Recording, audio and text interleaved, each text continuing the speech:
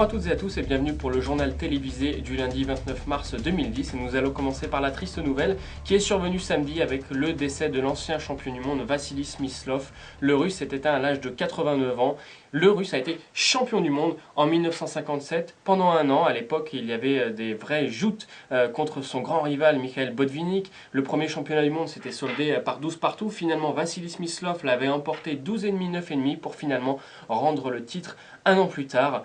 Donc triste nouvelle, je vous invite à aller sur le site d'Europe Échecs pour télécharger toutes les parties de ce brillant championnat du monde en 1957. Venons-en maintenant à l'actualité du week-end. En France, bien sûr, c'était le top 16 avec deux groupes A et B. Alors, on va commencer par le groupe B avec le 100% de Châlons en Champagne. Châlons en Champagne a gagné 8-0 son premier match contre Strasbourg. Et dans le match phare du week-end, l'a emporté contre Canéchec 4-1. Les Chalonnais réalisent donc chez eux 100%. Bien sûr, la grosse surprise de ce groupe, c'est la défaite de Clichy lors de la première ronde face à Metz. Grosse surprise puisque les Clichy vice-champions étaient largement favoris avec Yakovenko, Fraissinet et d'autres grands maîtres. Et bien 2-3, les franciliens se sont inclinés. Lourd score qui peut avoir des grosses conséquences sur la suite du championnat, puisque dans l'autre groupe, le groupe A, et bien Évry Grand Rock, lui le champion de France, a gagné tous ses matchs 3 sur 3, 100% et s'est incliné et a gagné 3-0 dans le match phare dimanche contre Marseille-Échec. Marseille-Échec, autre prétendant au titre, s'est donc incliné.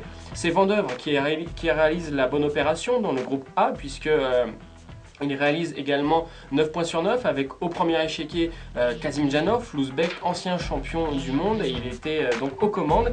Et on peut voir dans cette position contre Komarov que les Noirs jouent et matent en quelques coups. Après cavalier B5, on joue A7. D'habitude aux échecs, eh bien, on dit toujours que mater avec deux cavaliers c'est impossible, mais ici il y a le pion A qui fait la différence, qui fait qu'il n'y a pas de patte. Et après A7, comment mat-on? Eh bien, on laisse les blancs aller à dame, on joue cavalier B4 échec, roi A1, et maintenant avec les noirs on joue cavalier D4. Alors sans le pion A c'est patte, mais là les blancs sont obligés de faire promotion.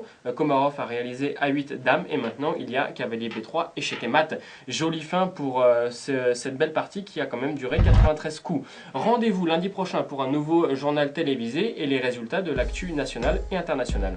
Au revoir.